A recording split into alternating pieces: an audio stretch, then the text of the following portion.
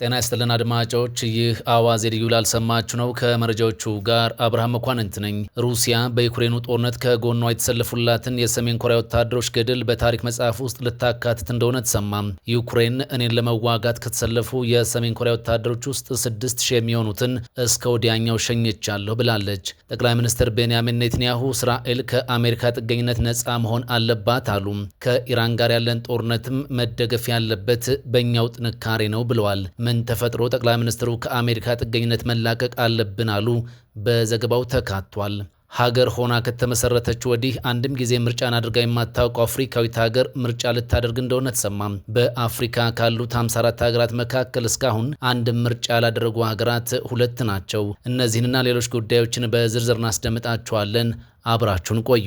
ኢራን ከአሜሪካ ጋር በስዊዘርላንድ ሲደረግ የነበረው ቴክኒካዊ ድርድር መጠናቀቁን ይፋ አድርጋለች። ይህ ድርድርም ለ4 ወራት ለሚጠጋ ጊዜ መካከለኛው ምስራቅን ሲያምስ የከረመውን ደም አፋሳሽ ጦርነት መቋጫ ይሰጣል ተብሎም ተስፋ ተጥሎበታል። አደራዳሪ የሆኑት ፓኪስታንና ኳታርም አሁን ጦርነቱ በይፋ አበቃ ለማለት ጥረት ማድረጋቸውን ቀጥለዋል። የአራቱ ወገኖች ቴክኒካዊ ውይይት የኢስላማባድ ስምምነቱን ለማስፈጸም የተደረገ እንደሆነ ታውቋል። የኢራን ቴክኒካል ተደራዳሪ ቡድን መሪ የሆኑት ምክትል የውጭ ጉዳይ ሚኒስትሩ ካዜም ቴክኒካዊ ንግግሩ በስምምነት መጠናቀቁን ይፋ አድርገዋል። ይህ ቴክኒካዊ ምክክሩ ቀደም ሲል ከስምምነት የተደረሰበትን ባለ 14 ነጥብ አፈጻጸም ለመወሰን የተደረገ ነው። 4 አካላትን ያካተተው ስብስብ የኢስላማባዱን ስምምነት ለማስተባበር ከኒውክሌር ጋር የተገናኙ ማዕቀቦችን በተመለከተ እንዲሁም ከመልሶ ግንባታ ጋር በተገናኙ ያሉ ጉዳዮችን የመከታተል ኃላፊነት እንዳለበትም ተነግሯል። የአራቱ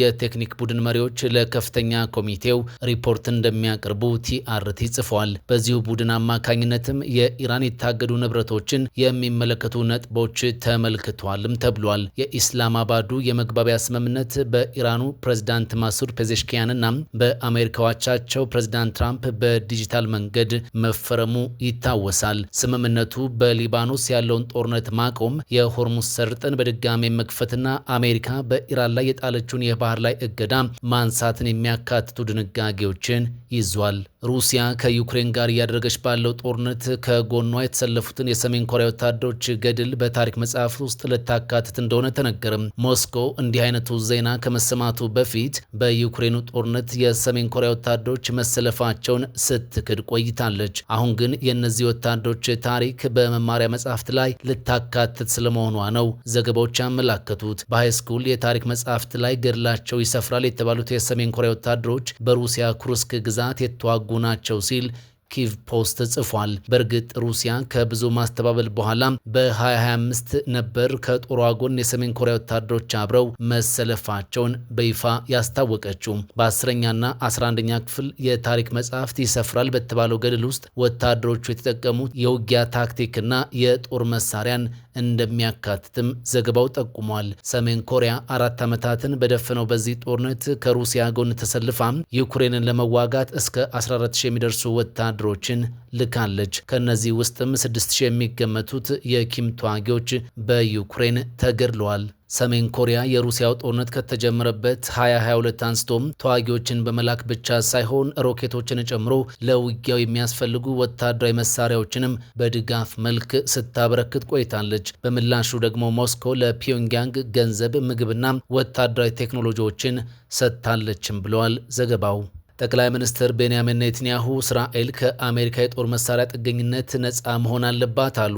ከኢራን ጋር ያለን ጦርነትም መደገፍ ያለበት በእኛው ጥንካሬ ነው ብለዋል። ከወዳጃችን አሜሪካ ለሚደረግልን ድጋፍ ምስጋና ቢኖረንም አሁን ግን እስራኤል ከእንዲህ አይነቱ ድጋፍ ነፃ መሆን ይኖርባታል ብለዋል። በዚህ ሰዓት ከኢራንና አጋሮቿ ጋር ጦርነት ላይ ነን። ጦርነቱም ገና አልተጠናቀቀም። ስለዚህ በራሳችን ክንድ መመካት ይኖርብናል ብለዋል ጠቅላይ ሚኒስትሩም። አሁን የራሳችንን የጦር መሳሪያ በበቂ ሁኔታ ማምረት ይኖርብናል ሲሉ ለወታደሮቻቸው ተናግረዋል። የአሜሪካው ምክትል ፕሬዝዳንት ጄዲ ቫንስ ባለፈው ሳምንት ባደረጉት አንድ ንግግራቸው ላይ እስራኤልን የጠበቃት 2/3 የመከላከያ መሳሪያ ስርዓት አሜሪካ ሰራሽ መሆኑንና በአሜሪካ ግብር ከፋዮች ለእስራኤል የተበረከተ መሆኑን መናገራቸው ይታወሳል።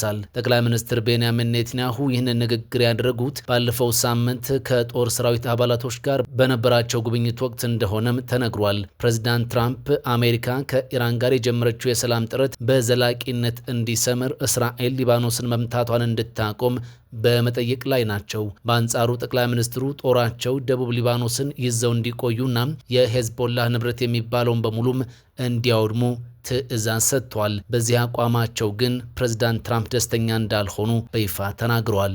በተመሳሳይ መረጃ እየተደረገ ያለው የአሜሪካና የኢራን ስምምነት የቴህራንን ስትራቴጂካዊ ፍላጎት የሚያስጠብቅ ነው ተብሏል። ካን የተሰኘው የእስራኤል መገናኛ ብዙሃን በዚህ ሰዓት በስዊዘርላንድ እየተቀረጸ ያለው የደህንነት ማዕቀፍ 3 ዋና ዋና አደገኛ ውጤቶችን ያስከትላል በማለት የእስራኤል ተቃዋሚ መሪ ገልጸዋል። ተቃዋሚ መሪ አክለውም ኢራን የኒውክሌር ታጣቂ ሀገር እንድትሆን መንገድ የሚከፍት ነው። የባላስቲክ ሚሳኤል ፕሮግራም ሙሉ በሙሉ የአሜሪካን እውቅናና ይሁንታ እንዲያገኝ ያደርጋል በማለትም ተችቷል። ከዚህ በተጨማሪ ቴህራን ለምትደግፋቸው ታጣቂ ቡድኖች የምታስተላልፈው የገንዘብ ፍሰት እንዲቀጥል ይፈቅዳል በማለትም ተቃውሟቸውን አሰምቷል። የቀኝ ዘመሙ የእስራኤል ቤቴኑ ፓርቲ ሊቀመንበር የሆኑት ሊበርማን ለቴህራን የተሰጠ ከፍተኛ ዲፕሎማሲያዊ ሽፋን የሰጠ ነው በማለት ተችቷል።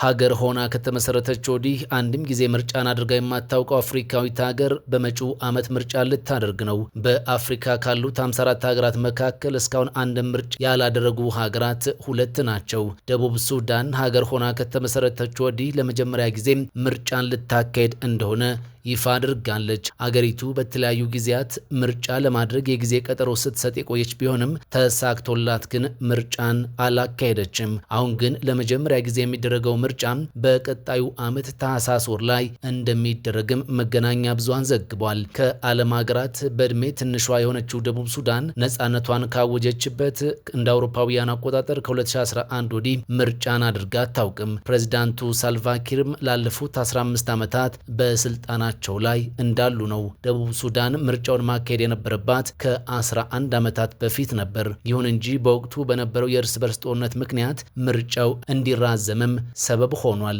በ2018 የሰላም ስምምነት ሲፈረም የአንድነት መንግስቱን ሳልቫኪር እንዲመሩት ተቀናቃኛቸውና አሁን በቁም እስር ላይ የሚገኙት ሪክ ማቻር ደግሞ ምክትል እንዲሆኑ መደረጋቸው ይታወቃል። በወቅቱ የተደረሰው የሰላም ስምምነቱ በ2022 ላይ ምርጫ እንዲካሄድ ያለመ ቢሆንም በአገሪቱ መሪዎች መካከል በተፈጠረው ውጥረት ምክንያት ሳይደረግ ቆይቷል። አሁንም ቢሆን በመሪዎቹ መካከል መግባባት የሌለ በመሆኑ ምርጫው የመራዘም እድል እንዳለውም እየተነገረ ነው። ባለፈው ዓመት ሪክ ማቻር ከምክትል ፕሬዝዳንትነታቸው ተነስተው በቁጥጥር ስር መዋላቸው ይታወቃል። በግድያ፣ የአገር ክህደት እንዲሁም በሰብአዊነት ላይ በተፈጸመ ወንጀሎች ክስ ተመስርቶባቸዋል። ምክትል ፕሬዝዳንቱ ግን የቀረበባቸውን ክስ ውድቅ አድርጓል። በዚህ ወቅት በዋና ከተማ ጁባም በቁም እስር ላይ ይገኛሉ። ደቡብ ሱዳን ወደ ሙሉ የእርስ በርስ ጦርነት ሊያስገባት በሚችል ሁኔታ ላይ እንደምትገኝ በተለያዩ አካላት ማስጠንቀቂያ በዚህ ሰዓት እየተሰጠ ይገኛል። በአፍሪካ ሉዓላዊ ሀገር ሆነው እስካሁን ምርጫ ያላደረጉ ሀገራት ደቡብ ሱዳንና ኤርትራ ናቸው። በእርግጥ በአፍሪካ የሚደረጉ ምርጫዎች በአብዛኛው የይስሙላ እንደሆኑ የሚታወቁ ቢሆንም ይህንኑም ማድረግ ግን እነዚህ ሁለቱ ሀገራት አልተሳካላቸውም። ከዚህ ቀደም በነበረው የእርስ በርስ ጦርነት ምክንያት በደቡብ ሱዳን ወደ 400 ሺህ የሚጠጉ ዜጎች መገደላቸው ይታወቃል።